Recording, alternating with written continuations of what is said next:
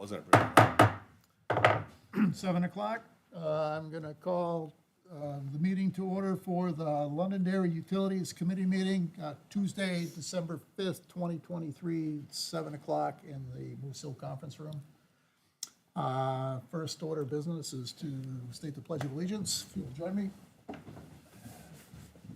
I pledge allegiance to the flag of the United States of America and to the republic for which it stands, one nation, under God, indivisible, with liberty and justice for all. So at this point in time, we're a little light-handed. I did expect Paul Ramsey, Ron Dunn, and John Mann not to attend tonight. And so with Paul being a full member, I'm going to appoint Joy to act in his place. And we do have a quorum. We do have 4 full-time members here, so we don't have any issues with that. Next item, public comment. We don't have any members of the public with us tonight, so that we'll cross that off. Moving on to administrative board work. First item is approval of minutes for November. Do I have a motion to accept the minutes from November? So move. Do I hear a second? I'll second. All in favor of approving the minutes from our November 2023 meeting, say aye. Aye. Opposed? And the minutes are approved, 5-0.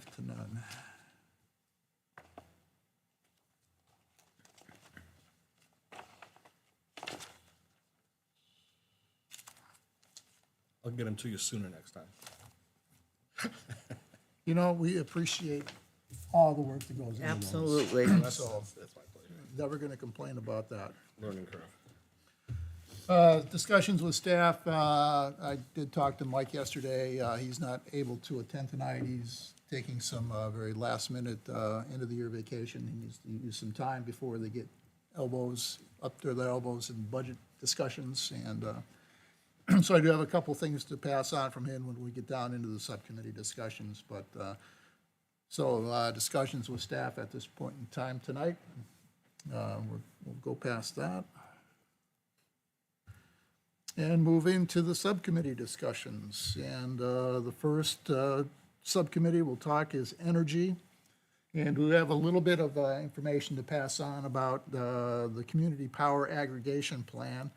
So I did talk with Mike about getting legal review. The draft aggregation plan was submitted for legal review. I do expect to have that completed this week. Initial indications are that there's no issues with it whatsoever. Just looking for confirmation on that from our town attorneys. But I think once we have that, then we can start planning the next steps, which would be scheduling the public hearings with the town council. And then the first one would be with the town council, and the second one would be probably to a bigger audience, maybe on a Saturday morning at the high school or something like that. We can talk about that, I think, much more concrete detail once we have the draft plan approved. Exactly. And just reconfirm as well that Colonial Power Freedom Logistics did submit a notice of intent to the PUC up in Concord that we are moving forward with an aggregation plan. So that was another step that had to happen. And so that has been submitted. I haven't heard of any response back from them as of yet. I was on the PUC website for another matter, and I noticed there must have been at least 12 aggregation plans from various towns that are under review right now. So I said, we're not leading the charge here. It sounds like the whole process is gaining some traction, Yeah, across the state. So I think that's probably a good thing. It may mean the bureaucratic process takes longer Right. than we would hope to, but on the other hand, maybe they'll smooth out the rough spots. for That's what I us. was thinking. Exactly. It might take less time. Right. yeah. Excellent. And then the next item, the home heating oil and propane community aggregation. I don't want to call it a plan or a project, a discussion. So when we talked about it with Mike at our last meeting, it was left off where we would submit, I was going to draft up a question to Mike that he could submit for legal review to see what statutes, if any, are in the state that would allow us to move forward with doing something on our own along those lines. And I drafted that and sent it in to Mike. He's reviewing it. He was reviewing it as of yesterday morning. That should be going in for town council legal review, or, the town's legal review sometime later this week as well. Fantastic.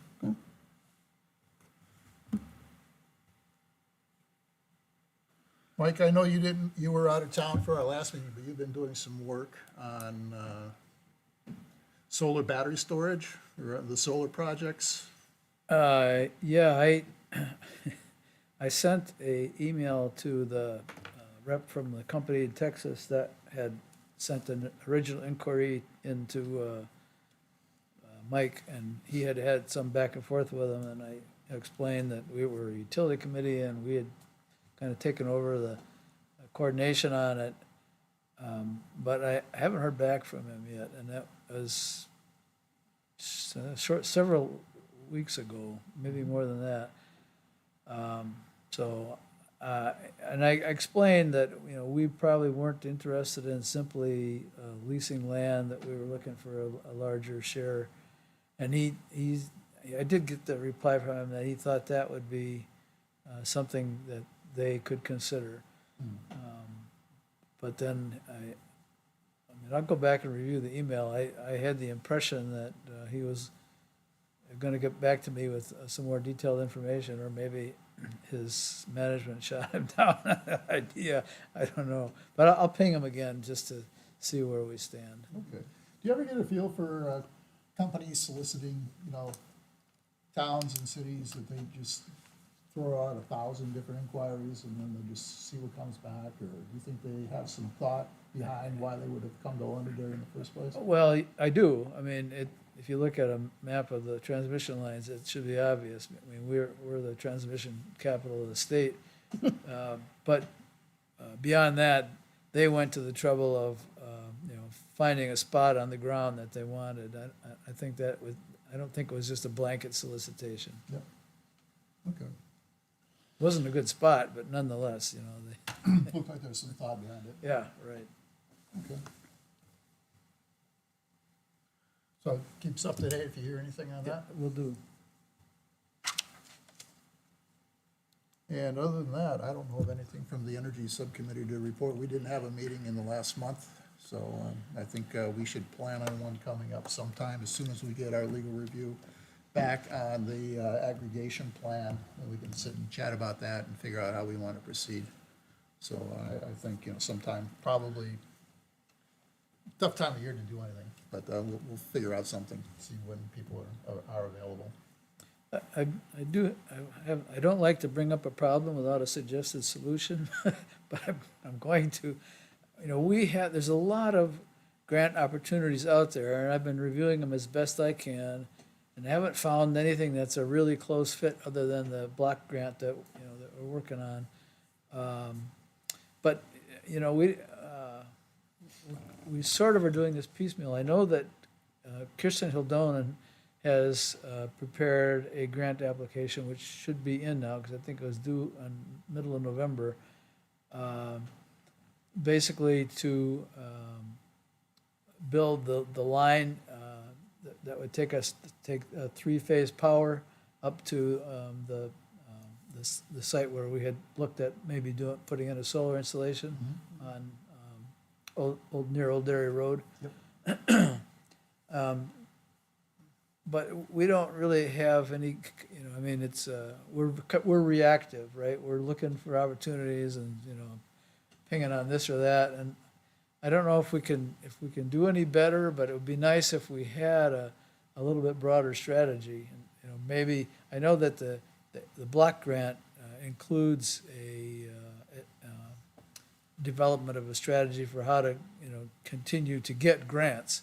So maybe that'll be the answer to it. But it's just, something that's kind of niggling at me that I wish we had a better way than just simply, waiting for the bird to drop and, and then react to it. So, like I say, I don't have a good solution on it. We really need somebody that maybe, a visit with somebody from the New Hampshire Department of Energy or something like that. I mean, there's some, most of the grants that I found at all attractive are limited to low and middle income communities, which probably leaves us out. On the other hand, I am sure we have a lot of low and middle income households in town. And, I've been looking for an opportunity to, get something going for their benefit, or even something that, if we had a mix, but that's why I'd like to get some advice from people at the New Hampshire Department of Energy and see if there's some way to pursue that. Do you have contacts up there? I don't. And I imagine Mike might. Yeah, Mike might, I'm thinking Ron might be a good avenue Yeah, to have him take a look into that as well. right. And I've noticed, so I am 100% in agreement with everything you've said. It's just like, it seems kind of haphazard as to how you find out about these.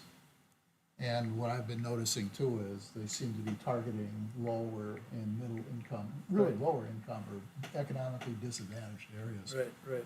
And I understand that, but still, there should be some opportunity for a community in southern New Hampshire to go Yeah, after some of right, that grant right. money.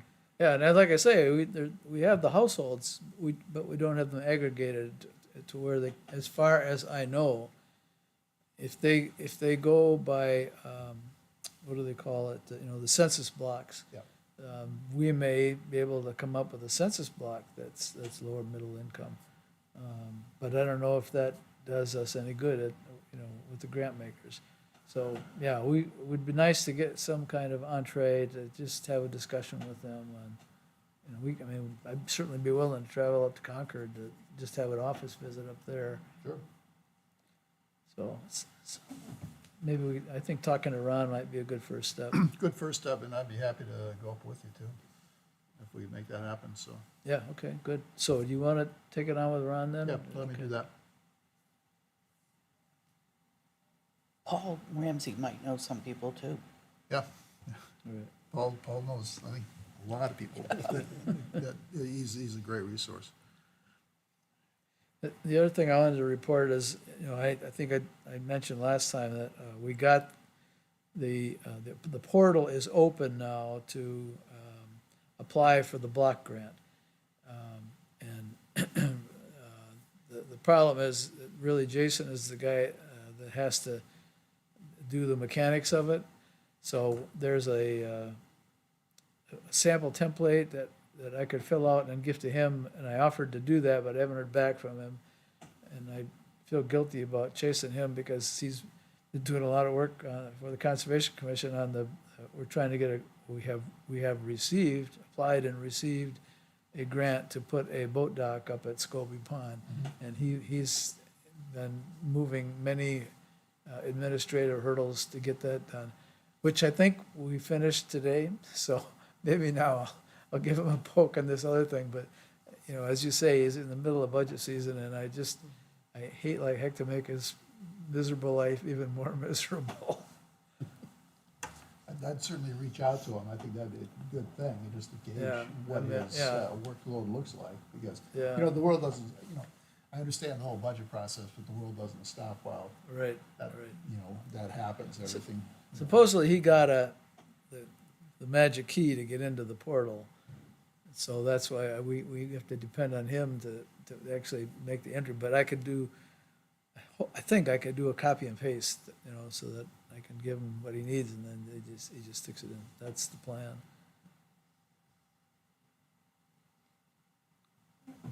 Yeah, so I'll talk to Ron, see what we can do, see if we can kickstart something along those lines. Thank you. Joy, any other thoughts or ideas from the Energy Subcommittee? No, but I concur with Mike. I think it's great if we, at our next subcommittee meeting, maybe we can talk about getting a plan to move forward. I think that would be a very good thing, yeah. I'll send out a note gauging everybody's availability, you know, for the next few weeks. It'd be nice to get something done before the end of the year. I understand the situation for getting something done before the end of the year, but we're all in the same boat. Yeah. So we'll see what we can make work. Moving on to the Water Subcommittee. John, Martha, anything to report We on? definitely had a meeting. We actually had a public guest.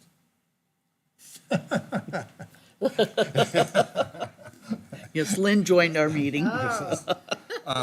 So we did have an agenda. We did come up with an outline of what we want to do as far as informing the town, the video process, things like that. I hope to have the minutes of that outline done tomorrow, so I can send it around for approval for the committee and Yep. you, because you were there. I also did get approval from that gentleman that I had talked about using that stuff. He was more than happy. He said, perfect. plagiarize if you want, okay? I will send that acceptance around via the, what do you call it, our own Londonderry mail, just to make sure you see that. Yep. I've already started the intro, and I've already started the questions that we developed. I want to get that out by Wednesday, Thursday, okay? Great. So regarding the cable TV show with Mike, so we had a discussion about that yesterday, and right now, he's thinking that he'd like to have that televised prior to the election in March. We got to move. So Okay. he thought it would be great. You know, there's going to be a couple of warrant articles. I was going to talk about those later on. Okay. That are going to be on the ballot in March, and he's looking for some help from us to, you know, get the word out as to the need, the background, and that type of thing. And I think this show would be a great way to make that happen. Because one of the realizations that we all know, but we had discussed at the meeting was, we've got people in this town that have different levels of knowledge. Yep. Correct. We've got to get those people to the same level, so when it comes time for a warrant article, we don't have 50% of the people going, what? Right? People already on the water system don't have this problem, okay? Yeah, We should, our plan was to do it, you know, right after the first of the year. Yeah. So we should be fine with Yes. that as our, and the cable studio know will help us with the production and, you know, the makeup and all that stuff, so. Yep, yeah. excellent. And I already spoke to Drew, and he said, yeah, that's totally possible. Good. And along the same lines, and maybe this is driving the March discussion as well, Mike's working with DES to have DES come in and do a presentation on television, you know, probably at the high school cafeteria on a Saturday morning, but have it televised as well, just kind of giving an overview of how DES sees the whole water situation, you know, both from a Londonderry perspective, their perspective on Londonderry, as well as their perspective on the regional problem and what they see happening. So, you know, two good opportunities to educate the public as to what's going on. So things are happening in the background with that, and I think that's a great thing. I know Ann has mentioned also that she would like to have Mindy Mesmer, who's sort of an expert on this area of PFAS since the beginning, and been working closely on that issue in New Hampshire, have her come and speak to us. So we may very well reach out to her to have her come in as well. Yeah. And that could Speak be, to us as a. yeah, as a group. utility. group, and- yeah. Yeah, She's great, by the way. yeah, she is.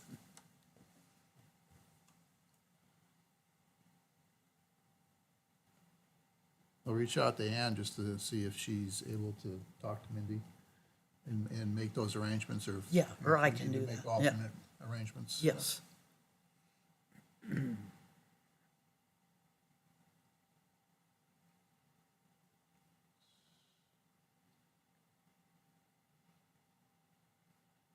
Anything else from the water subcommittee?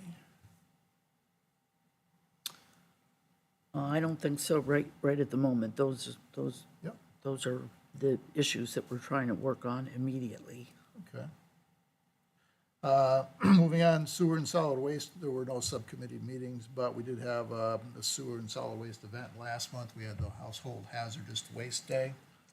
And by all the information I've received, it was a very successful day. Bob Carey, who's our environmental engineer in the town, said that they had 422 cars come through, representing 433 different households. So I don't have any statistics on how much material they collected, but that's a significant amount of people that were able to get rid of their stuff without dumping it in their backyard. And that's how I always try to frame the discussion, you know, if you don't pick this stuff up, people are just gonna throw it in their backyard. Right. That just goes right into the water supply. So, another successful event, it's an event that we co-host with Dairy, and then in May, there's an event in Dairy that London Dairy is able to go to as well. So, the 422 cars represents both Dairy and London Dairy residents, but still a significant amount of people going through. And maybe before that event happens again, what does it happen, twice a year? Twice a year, May and Twice a year. November. So in May, maybe we can get more publicity out about that, and And the London Dairy Times did publish an article, I think it was on the Thursday before the event, and I think that was the driver. Yeah. 'Cause it's fresh in people's minds. Good, about yeah. Everything. at that great. point in time. And I was at the oil collection site that morning, and we collected over 300 gallons of waste oil. So I thought that was pretty significant. We had just a parade of cars the whole morning we were there. That's a whole month of heat. then, yeah, Yeah. And then the oil is used over at the town garage. Right. That town yes, garage, yeah. right. I contributed 1 gallon, and when I was there, I was the only one there. It was more toward the end, though. So, you know, hopefully they'll keep staffing it for the full 2 hours, because I think So you were there Saturday or 2 weeks ago? that was a Saturday. Okay, Saturday was Saturday was the standard collection day. Oh, yeah, I'm sorry, yeah. Yep, yep. And I don't have the statistics from Saturday, but last year in general, and I'm gonna get your feedback from Saturday, but last year in general, we had over, I think, almost 1,200 gallons collected through the pull process. Times $4 a gallon, that's not bad. Yeah, right. Exactly. So it's a good effort, and it benefits everybody. Benefits the people getting rid of the stuff. It benefits the taxpayer because we're not spending $4 a gallon for heating oil.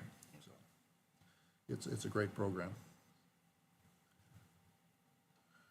Cable, internet, same thing, no activity there. Excuse me, Lynn, Sure. going back to solid waste for a second. I can recall at one time hearing a statistic on how the town was doing in terms of the breakdown between our tonnage of solid waste and recycle. And when I drive around and I look at bins, I can't help but think that there's some low-hanging fruit there, that a lot of recyclables are going into, you know, the green bins. And, you know, is there a way for us to, number one, strike a blow for the environment, but number two, lower, you know, the tax burden by, you know, moving that ratio a little bit? Yeah, so you're seeing recyclables in the green bins, and then the opposite problem is seeing Yeah. trash put in the recyclable. Yeah, right, Yeah. both Which ways. contaminates the recyclables. Yeah, So, right. Well, we had definitely work on an article about that too, to put in the paper. Oh. You know, that we tell people exactly what items go in which bin, and, It's a hard problem to, yeah, but a lot of people don't understand it. oh, They just don't get it. You know, they scares me. think, oh, the pizza box, throw it in the recycling. Yeah. But, Yeah, you know, right, it's got right. all the pizza grease. Yeah, Yeah. right. But, so it's just a question of maybe letting them know, no, that's not acceptable. yeah. It might be good to include, I know a couple of years ago, I took a Girl Scout troop to the MRF facility, and we got to tour. It would be good for people to understand how those facilities function, Absolutely. to know why putting that plastic bag is going to mess up that machinery. Right. And how they work to separate. It's truly, it's amazing how it functions. It's pretty And it, wonderful. But yeah. another group that I'm associated with in town, we found out that the plastic bags that you get at the grocery store, that if you collect a certain tonnage of those, you can turn them into Trex, and Trex will give you a bench made out of their material. Because we've got 2 benches that way. Nice. So part of it's, again, always getting the word out. I actually have gone to the facilities, like, and I understand about the thing.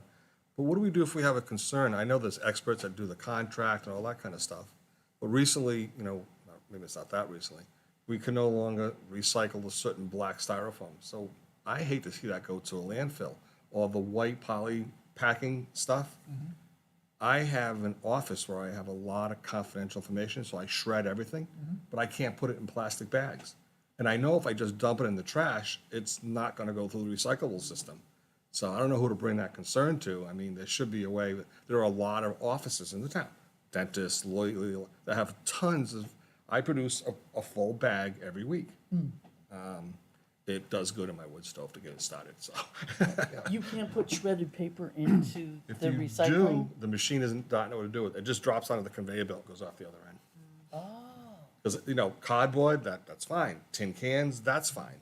All those bottles are fine, but when it comes to something like that, that becomes a problem. Too lightweight. It gets wet, it mixes up the machine, they don't actually even like it, so. wow, So I yeah. don't know, maybe I'll go to the guy who does the contract for the town and, ask So him about that. Bob Carey is, Bob Carey's the guy. Bob Carey's the guy. Okay.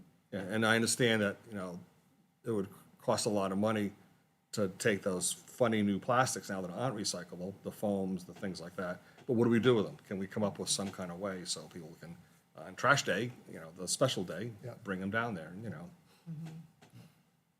make decking. Okay, good. One more thing I want to point out too, for when Mike was introducing this idea and thinking about the tonnage, really what contributes to a lot of weight in our trash is our food waste, and that's a huge contributor to that. So, I mean, one of the things that we did in solid waste a little bit was, we had a program where we got compost bins and then sold them at cost to people in the town. So one of the things we might think to do is to also encourage people for composting programs. And there are some within the state that come to pick up at the household level. Not that we would, say yay or nay for any one of them, but we could give people information about what's available to them or about how to do it at a household level.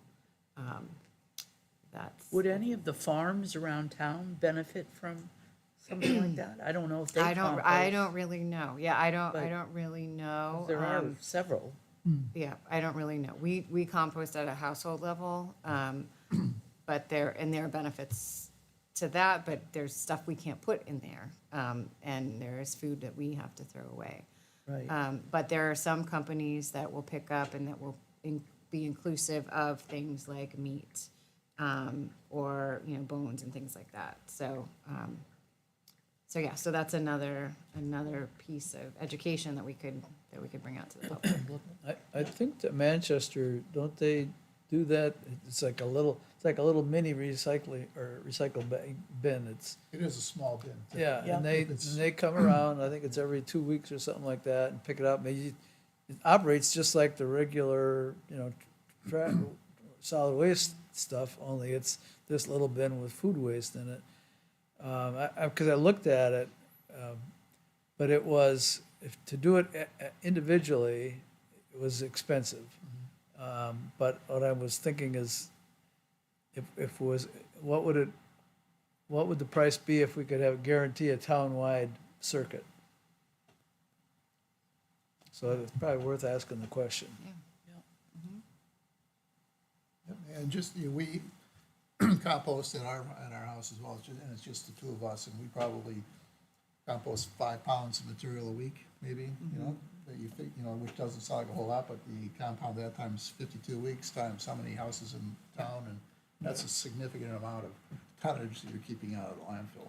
Right. At the end of the day, so it has a lot of benefit, and my garden loves it, we put it in the garden every year, so. Yeah. Which we finally get one of these days to the subject of town sewage and piping.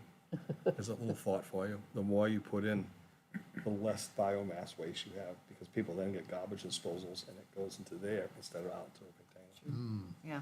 Interesting, huh? So you would remember that as a selling point. Thinking ahead here. So can we ask Bob Carey for, if he has any statistics on how we're doing and Sure. then use that as a guide on where we want to go? Sure. Because it costs us money. It does. Yeah, right.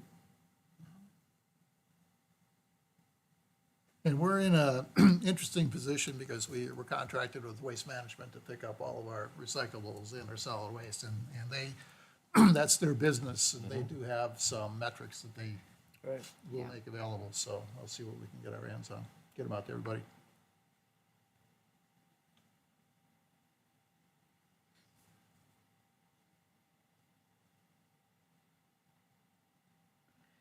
And it is the largest item on the town budget. Yeah. The largest single line items are solid waste bill, so. 500 years from now, when they're mining for metals in the garbage pits. That's terrible, I put metal. Okay. Do you watch Oak Island? Anything else from the subcommittees? Moving on, roundtable. Mike, anything? I've inserted everything I had to say already. Joy? Nope. John? Martha? No. So, a couple of different things. So I've been asked to write up the annual report. Would you mind grabbing the door? Shutting the door? Yeah.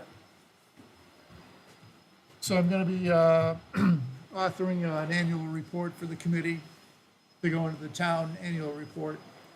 I should have that done probably by the end of the week. And I'll just send it out. It's just going to be like probably Thank you. no less than one-page Thank summary you. of where we're at. Yeah, good, thanks. And it'll be signed by John and I, but I think it's pretty straightforward. I think we have done some good work. I think we're getting our feet wet. We're figuring out what we need to do, and I think next year is going to be a great year based on what we've been able to do so far this year. So that's kind of the gist of the report. Then there's two warrant articles that I don't want to say affect us, but that we should have, that we have interest in, that are going to be planned for the March ballot. The first one is looking for roughly $2 million. The dollar value is still kind of up in the air, but looking for $2 million to upgrade the High Range Road water main when that gets installed, or when that, when that project kicks off. And that's a project that's going to be funded through some town contribution, which would be the $2 million. Looking for some state funding, and then Cinco Bain, as part of the consent decree agreement, will be also putting in some money. The $2 million would be paid for, or would be taken from a loan out of the PFAS remediation loan fund. The rates are very favorable, and so our job is to sell that, because I think that's a great idea. Groundwater Trust Fund. Groundwater, yep. And, no, that's the PFAS remediation loan fund. I had never heard of it, but it's. I never Amy heard Ru- of that either. But Amy, that's what I Mike mean, is the- calling it, yeah, so. The application that goes, the one that the town filed went to the Groundwater Trust Fund. Yeah, that was for the grant. Yeah, This would be a loan that we would be taking, a $2 million loan. oh, okay. State revolving fund. Yep.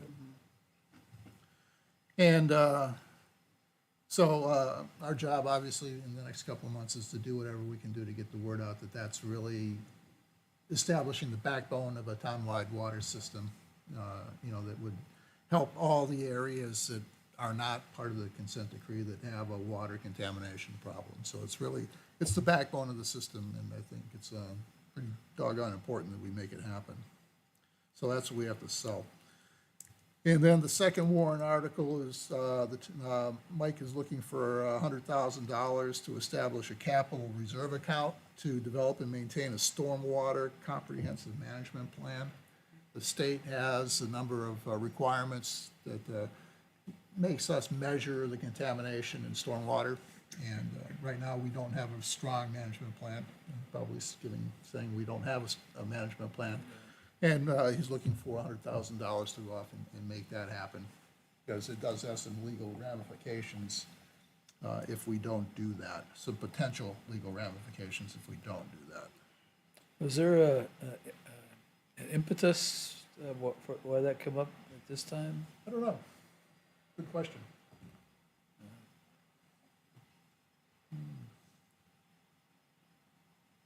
I'll ask the question. What's driving? Yeah, I think it might be the MS4 update, but I'm not sure. That's an acronym that I'm familiar with, so it might be that. Yeah.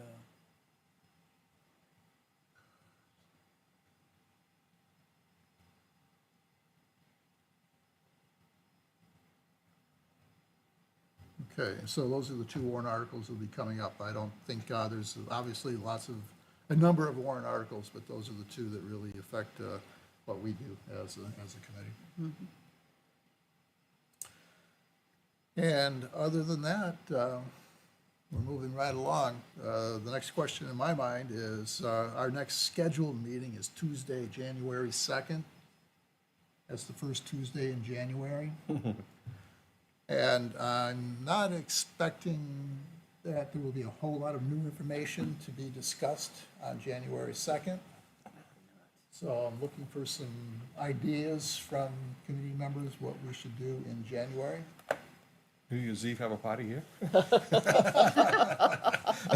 We'll call it an official meeting. I don't know, do we want to move it to the following week? Because people, that's kind of like a vacation time for a lot of people, and it's- it's a tough one. I don't It's know if hard to we- reschedule meetings, I'll is. tell you right now. Yes. It's really hard. Because of people's availability, conference room availability, and everything else. So I would entertain a discussion and just not having a January meeting and continuing on with our subcommittee meetings. Yeah, we've got work to do, doesn't mean we have to have the meeting, I'm just saying, yes. Right. Yep. We've got work to do, so, Yeah. yeah. I agree with that. Okay. So I don't think we need a motion on that, but I think with the people that are here, if we, is a consensus that we'll have no meeting in January, and February will be our first meeting in 2024. Sounds good. Yeah, I think we've kicked up about 3 issues for you to work on, unfortunately, that we could just do by email. Yep. So that works for me. Yep.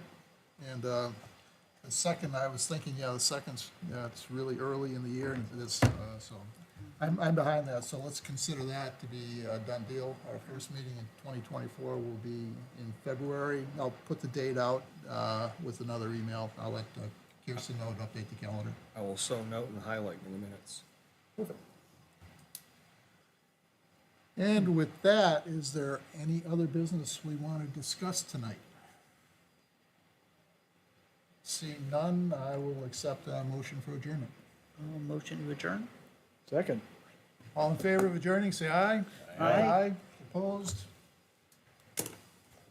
We're adjourned. Thank you very much. Merry Thank Christmas, you. everybody. Yeah, Yes, Merry Christmas. Happy And New Happy Year. New Year.